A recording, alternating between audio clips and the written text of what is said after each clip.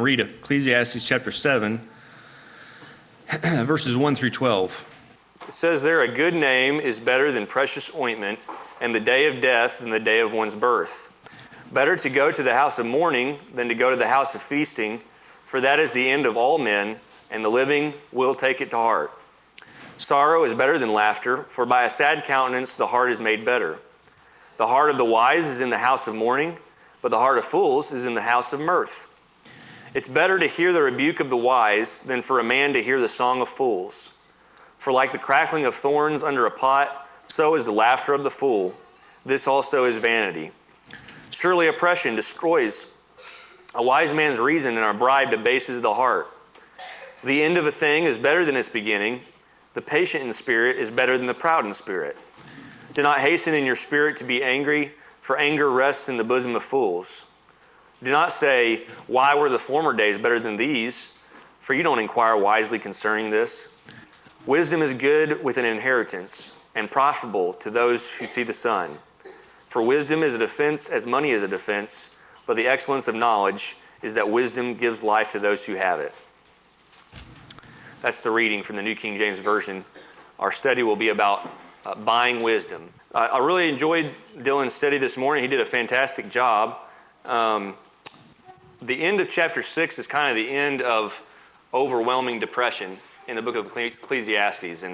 And chapter 7 is really, there's some depressing stuff in it, maybe just the subject matter, but he's got an optimistic view of life, and he's starting now that he's done with his quest of searching for meaning under the sun, for the most part, and he's now decidedly sharing with us wisdom from above, and encouraging us at this point to buy wisdom, because he realizes wisdom from above is where it's at.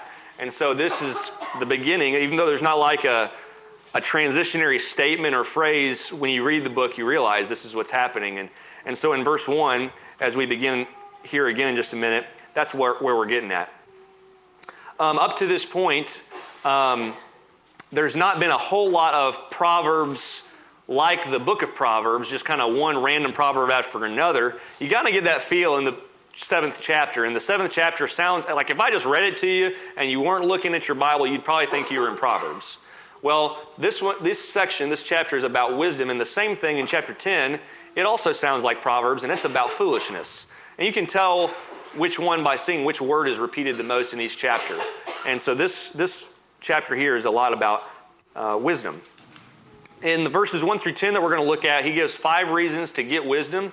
And then at the end, we're going to look at 2 verses in just a minute, and he finishes up this thought about buying wisdom. But first, he gives us 5 reasons. One is that wisdom listens to death. Number 2 is that foolishness is stupid, and that's the other option you have on the table, so that's kind of another reason to get wisdom. The third one is that wisdom makes the world a better place. The fourth one, that wisdom is smart in contrast to foolishness. And the fifth one, that wisdom doesn't get stuck in the past. We'll explain each one of these as we go along. But that's essentially the summary of the first 5 reasons for getting wisdom.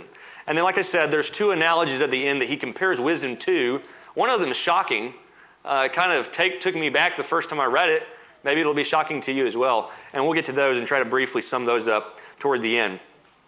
I thought about these verses. Solomon kind of struck me to be like a vacuum salesman going door to door, you know. This is one of those old vacuum salesmen. I think they still do this with rainbow vacuums, maybe a little bit. But those people, they come in, they want to sell you their product, and they give all this list of reasons, and they want to show you all the practical reasons. Let me clean your couch. Let me have one of your cushions, you know. And they really want to sell this to you. Well, these proverbs use a lot of images and give you a lot of practical reasons why you should get wisdom. So in these verses, I like to think of Solomon like a vacuum salesman, but in this case, a wisdom salesman. And he's going door to door. Now he's reached our doors, and he's begging us to buy wisdom for a few reasons. Here's another image that I thought, this is Solomon. I found this in an archive somewhere, and this was him going door to door trying to sell wisdom. And he's going to give us these 5 reasons. But in Proverbs 23, verse 23, we kind of get more to add to this analogy. He says, buy the truth and do not sell it. Also wisdom and instruction and understanding. In Proverbs 8, verse 10, he says, receive my instruction and not silver, and knowledge rather than choice gold, for wisdom is better than rubies, and all the things one may desire cannot be compared with her. So Solomon's trying to sell us on wisdom, and for the rest of the study, we want to see exactly what it has to offer and why you should buy it. So the first reason that wisdom is worth getting is because it listens to death, as I said just a second ago. That's what the first 4 verses are about. They're about death. And there's a lot to learn here, and so we're really going to spend the majority of our time on these first 4 verses. Read verse 1 again with me. It says, "A good name is better than precious ointment, and the day of death than the day of one's birth." Now, if you read this verse along with the next 3 verses, it's very clear that even though he opens with that line about a good name is better than precious ointment, all of this is really about death. And that first line is really just an analogy to help us see something good to be found in death. And again, a good name is better than precious ointment. Well, both of those things, a good name, your reputation, and precious ointment are good things. You know, if you have to choose between them, they're both good. You don't have any bad options on the table. The deal is that one is better than the other. So, a better between 2 choices. The Septuagint says olive oil instead of precious ointment. That was a very precious and expensive ointment back in their day. Could be, depending on the product. And Solomon's saying that a good name is better than the best olive oil that you could possibly get and use in your beard or use on your hair to soften it. That would be some ways that they might use it. And this sets us up for the next line, the next proverb, which is the shocker. That's why I think he starts us off with this analogy that we can relate to, because the next one just kind of takes you back. He says, "The day of death is better than the day of one's birth." And you're like, whoa, now Solomon, I don't know that my mom and daddy didn't tell me anything good about death. And now you're telling me it's better than the day I was born? And I like my birthday. So this is a big surprise. I mean, my birthday was the biggest day of the year every year growing up. And going to funerals was the worst. So how can this possibly be? Well, of course, the Bible does say that death is a lot of bad things. It's a curse in Genesis chapter 3. It's an enemy, 1 Corinthians 15 says. And even that enemy stings, he says in verse 55 there. And so there's a lot of bad things about death. But one, perspective on death that is a good thing is that death is a good teacher. Death can teach you a whole lot more than a birthday party can.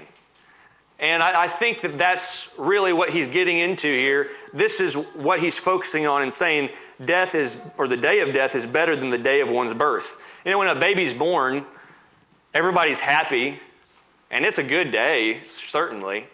But there's not a lot that you learn about living wisely from a birthday or from a day of birth, you know. You might sit back, and if you're learning about wisdom, you might think, well, life is precious. And maybe that's something you learn. But you don't learn a whole lot more than that. At a funeral, though, you can learn a whole lot more. Let me give you an example. I was reading a story about this guy, Kurt Cobain. I hadn't heard of his name before, but I thought this story illustrated the point very well. He's the lead singer and lead guitarist of the band Nirvana from, I think it was the 80s maybe. Some of y'all may have listened to Nirvana, I don't know. And I was surprised to learn several things about his band. It sold 50 million albums in its first 10 years. Rolling Stone magazine had named him the 12th best guitarist of all time. And he sold more records, his band did, than Elvis. I did not know that. So pretty famous guy. He was elected to the Rock and Roll Hall of Fame in 2014. But in 1994, he flew to his home, this very famous, very rich, prestigious man, and he killed himself. It was very sad. In fact, it sent shockwaves through the United States at that time, I am told. I don't remember it, but John's shaking his head. William's shaking his head. This was a big deal. And why did this man who had all this fame and all this success kill himself? Well, as I was reading the story, found out that he had a tortured childhood, and that bothered him for his whole life, this trauma that he had gone through. And he ended up on prescription medications from trying to treat that trauma. He got married as a way to try to cope with his situation and his past. His wife was hooked on heroin, though, whenever they had their first daughter. And he went through a long series of custody battles for his child. And it was during all that he killed himself. But if you think about that situation, a sad situation, there are several things that you can learn from his death, if you were to think about it, that a baby being born would never teach you. One is that don't do drugs. Very simple, but that's a great example. Don't do drugs. Another one is marriage is not going to fix your problems. If you got big problems, it's probably just going to make them more magnified. If you don't deal with the problem, marriage is not going to make it better, and it didn't make his life better. Being rich won't make you happy. We learned that this morning. We learned that by just looking at Kurt Cobain's life. And in the end, it won't matter that you sold more albums than Elvis. And everybody's going to die. So you might as well get ready for it. These are all, I have actually a longer list that I'm not getting into. But you can learn a lot from sitting soberly and thinking about death. And so Solomon says the day of death is better than the day of one's birth, if we understand that death is a good teacher. The next verse he says, better to go to the house of mourning than to go to the house of feasting, for that's the end of all men, and the living will take it to heart. I heard of another story. There was a frat boy sitting with a beer on a bench, park bench, and he was talking to an old man, and he was just so impressed with the wisdom of this old man. And he said, how did you get to be so wise? And the man said, I've been to a lot of funerals. And that was the secret to his wisdom. Not a lot. That's it? If you go to a lot of funerals, and you think soberly about those funerals and just what is in front of you, then you'll gain a lot of wisdom. That's what Solomon's saying.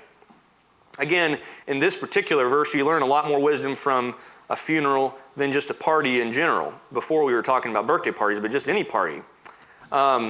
If we stopped and we thought about, death, we might think and realize that I'm a fool.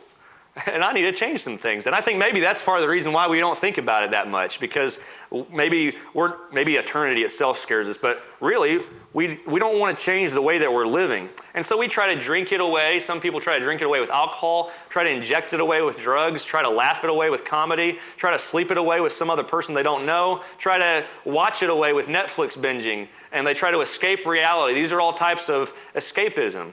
Escapism, if you aren't familiar with that term or that concept, it's the tendency to seek distraction and relief from unpleasant realities like death by seeking entertainment or engaging in some fantasy. And so the Netflix analogy is the greatest one. That's a lot of very depressed people just will soak themselves into a TV series because they feel like they can get inside of that world and escape their world that they don't want to be in. Well, this is escapism, and it doesn't really deal with the problem that you're facing. This picture here just illustrates another little story to illustrate escapism, that is. How do you get rid of an elephant in a room? You just close your eyes and pretend it's not there. And that's escapism. And that's what a lot of people do. But Solomon's telling us to open our eyes and to look at what's in the room, and that's death is waiting for us. He says specifically, death is the end of all men. And I thought, as I was thinking about this, death's a pretty good teacher, because if you don't pay attention to his class, he'll just kill you. And you'll get the point one way or another. Everybody gets the point in death's class of being the teacher that it is. The Bible says in the New King James Version, the living will take it to heart. The CSB says the living should take it to heart. And I think that probably in the context fits well what he's trying to communicate. The living should take it to heart. There's a lot of people that obviously don't. And so I think the Christian Standard makes that point clear. But there's no point in running from it. It's going to catch up with you. And trying to escape death is like an old man trying to get hair implants and look younger, or an old woman trying to get Botox and look younger. You're going to have to face the facts eventually. You're going to die. And so you might as well just stare it in the face. Catching up here. Verse 3 says, sorrow is better than laughter, for by a sad countenance the heart is made better. Laughter is a good thing, like ointment.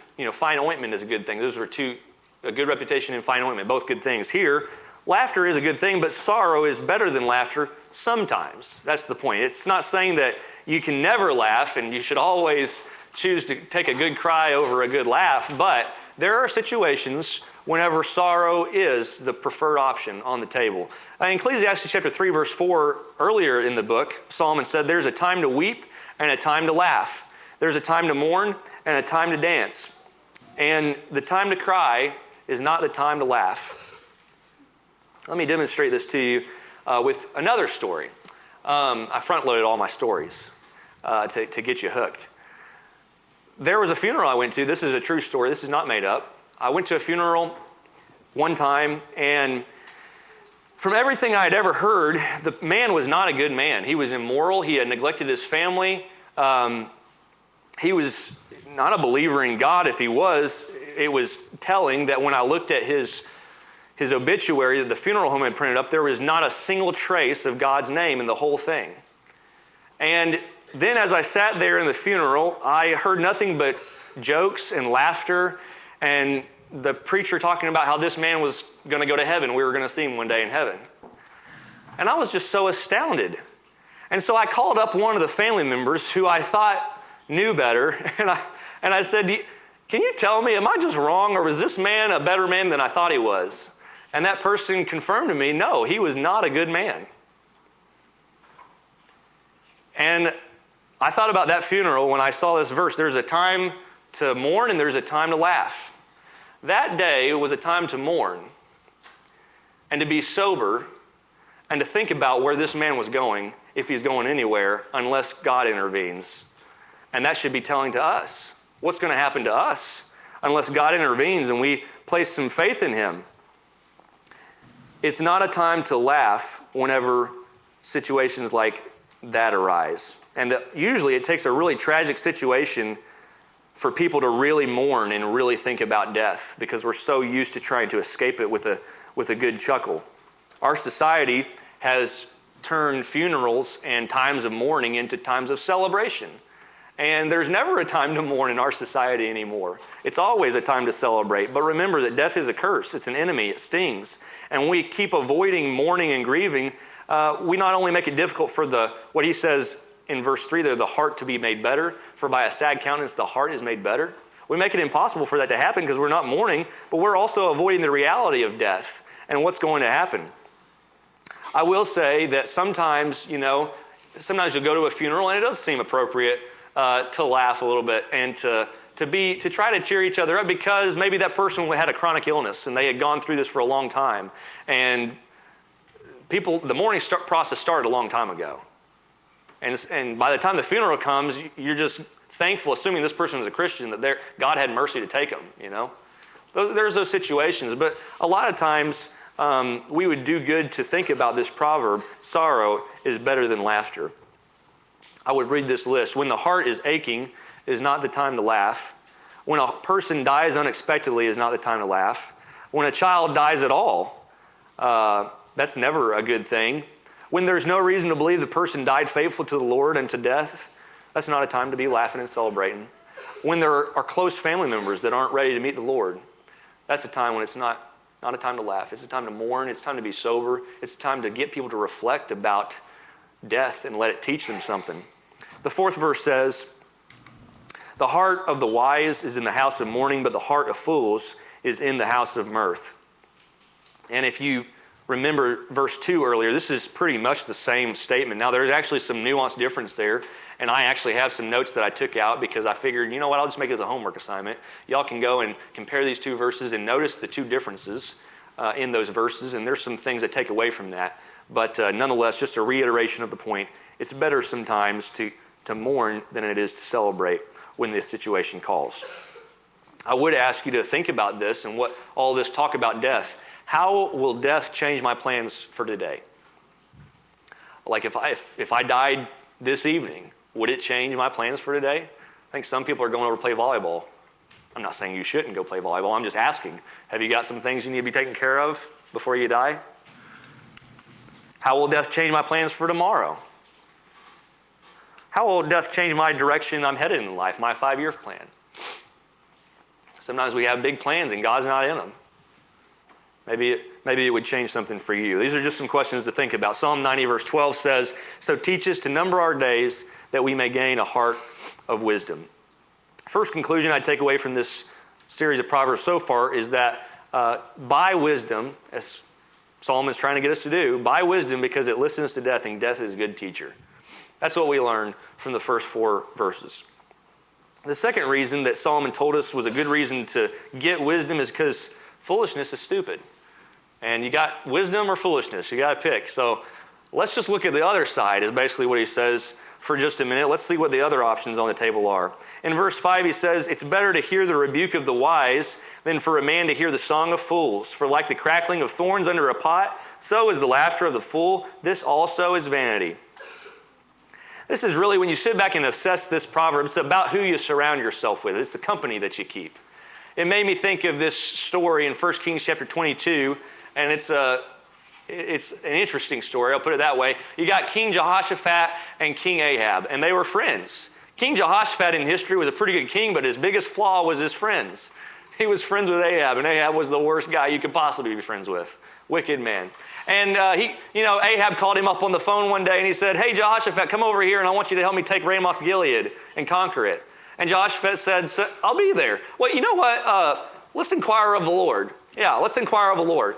And so Ahab said, yeah, we can do that. So he calls 400 prophets down into the courtroom, and they all prophesy, and they say, tell us, what does the Lord give us victory today or no? And those 400 prophets said, go, the Lord will give you victory. And Jehoshaphat's looking out there, and he must have done this before, and he said, isn't there a prophet that ain't out there? And Ahab said, this is what it says in the text. Ahab said, there is still one man, Micaiah, the son of Eccl, by whom we may inquire of the Lord, but I hate him, because he doesn't prophesy good concerning me, but evil. Ahab would rather listen to 400 fools sing his praises than to one wise person rebuke him. And he would die that day, because he went to battle anyway. Because Micaiah finally, they did bring him out, and he said, no, God ain't with you. Proverbs chapter 12, verse 1 says, whoever loves instruction loves knowledge, but he who hates correction is stupid. See, that's just the Bible saying it. I didn't say that. The Bible said it. Ahab was stupid. That's what he was. And I am too when I surround myself with yes men who won't tell me what I need to hear when I need to hear it. Sometimes we don't want to hear that, so we don't stay away from those people. They might sing with me, they might laugh with me, they might tell me nice things, but they never, ever rebuke me. Those are not good people to surround yourself entirely with. If you're a young person especially, find somebody that's older than you with more life experience. That would be a good piece of wisdom. Surround yourself with them. Find somebody that will tell you, Aaron, you shouldn't have said that. I've got people like that in my life, thankfully. I need people like that in my life. You do too. We all need that. And so this is another reason why to get wisdom, because at least it's not stupid like foolishness. That's your other option.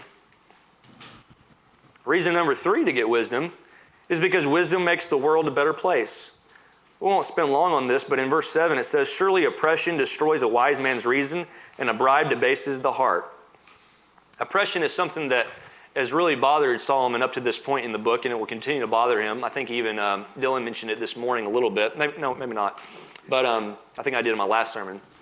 Regardless, it's a very prevalent theme. It's something that bothers all of us. If we were to stop and actually think about the oppression in the world, and if you've ever come across it, maybe in your work or maybe just through volunteering or something, doing some type of charitable service, then there's a lot of oppression in the world. We just don't see it, most of us, on a daily basis.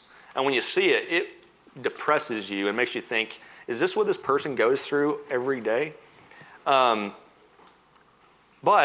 Solomon's saying that if there were more wise people in the world, there would be less of this.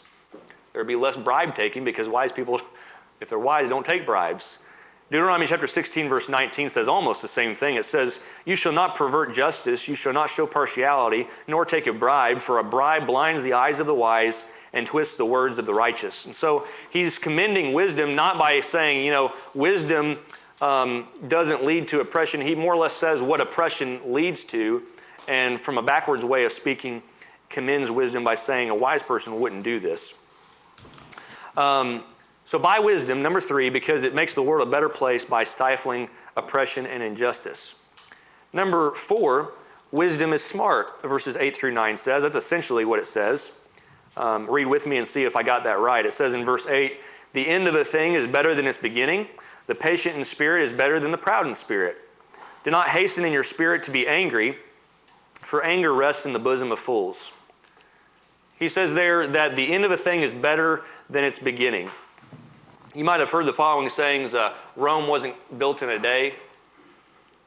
That was to help you see, sometimes you just got to wait. Rome wasn't built in a day either. All things come to those who wait.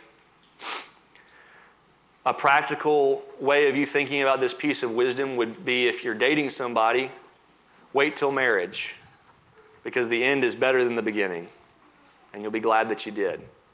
Another one, I was thinking about this. Some of y'all could use this piece of advice right here. If you're building a house, but you're living in a trailer, wondering why you made this decision, wait for the finished product. The end is better than the beginning, and you'll be glad that you did. Most of you. If you're wondering how you're going to get through what you're going through, then wait on God. And if you wait on God and don't act foolishly, then the end is better than the beginning. He says, don't hasten in your spirit to be angry. The first two Proverbs, if you're paying attention, the first two Proverbs are about patience. Well, really, that last proverb in verse 9 is about patience as well. People that aren't patient are angry. And so this is the flip side of it. Three Proverbs really here about patience and not hastening to take action. You know, I have a problem with getting angry over silly stuff. It doesn't matter. And I have to look at this verse. This verse is very helpful to me to remember not to hasten in my spirit to be angry. I don't even know how many times in the last few weeks that I've thought of this verse as I could see myself getting angry over something silly. This is something maybe for you to keep in mind. It says anger rests in the bosom of fools. I think that's important to pay attention to. It's not a sin to be angry. Sometimes a situation calls to be angry, and it's an appropriate thing, emotion to have. Even the Lord was described as possessing righteous anger in Scripture. Mark chapter 3, verse 5 being one example where Jesus demonstrated that even. Paul quotes Psalm chapter 4, verse 4 in Ephesians chapter 4, verse 26, and it says in Psalm 4:4, be angry and do not sin. Meditate within your heart on your bed and be still. I thought it was interesting how the second half of that verse went, because when you read what Paul said, he said, be angry and do not sin. Don't let the sun go down on your wrath. It's a little bit different. But they're both essentially teaching the same thing about being thoughtful. And if we put it all together, a wise man is, according to Proverbs 15, slow to anger. In Psalm 4, he meditates on the thing he's angry about on his bed within his heart instead of acting on it immediately. In Ephesians 4, he deals with the matter before the sun goes down. In Ecclesiastes 7, he doesn't let anger rest in his heart. I thought those were interesting to see all those together.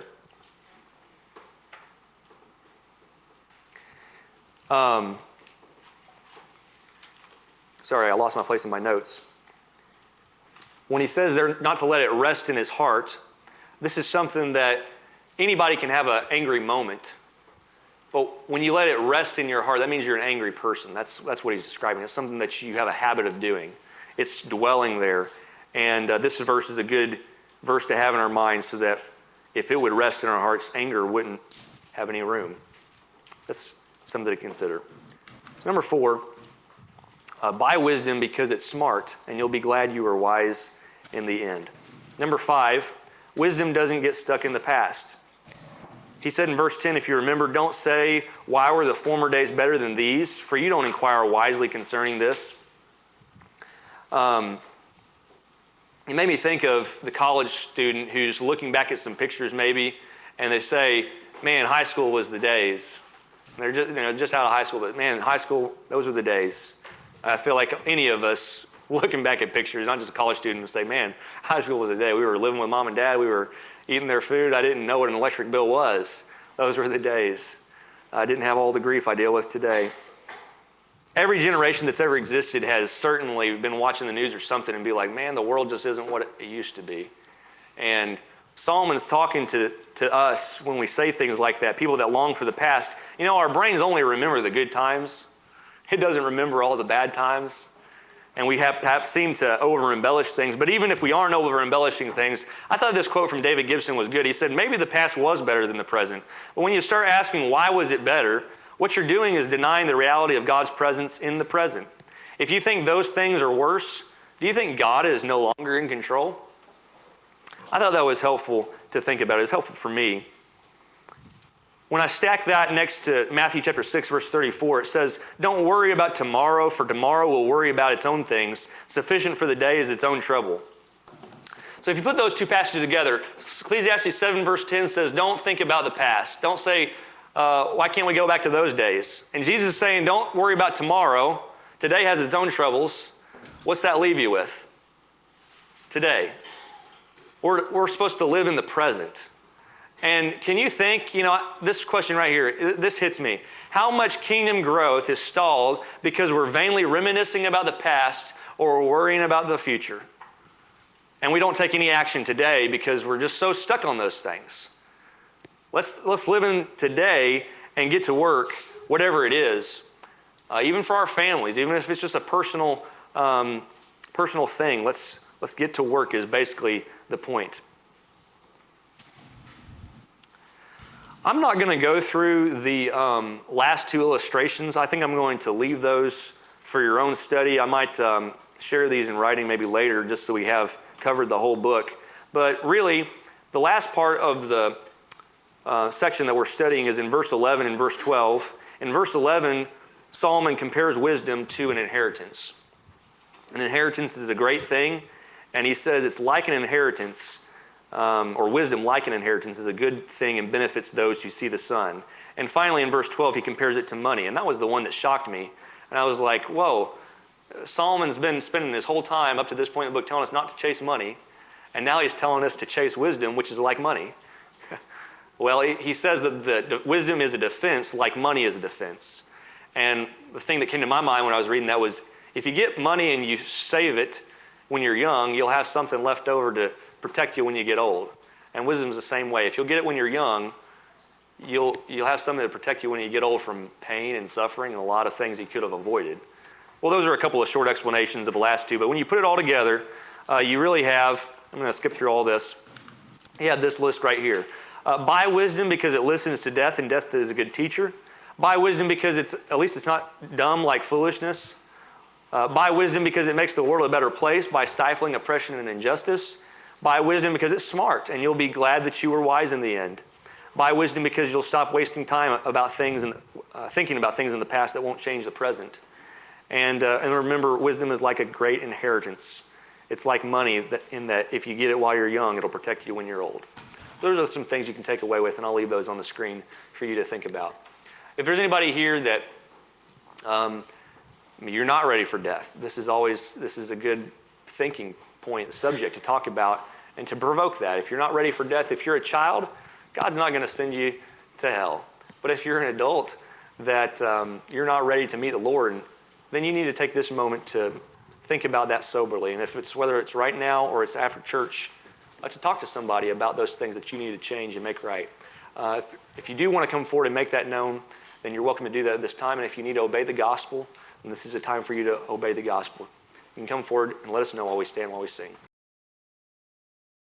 If you like this sermon, do three things for me. Give it a thumbs up below, click the subscribe button, and share it with a friend either on social media or text.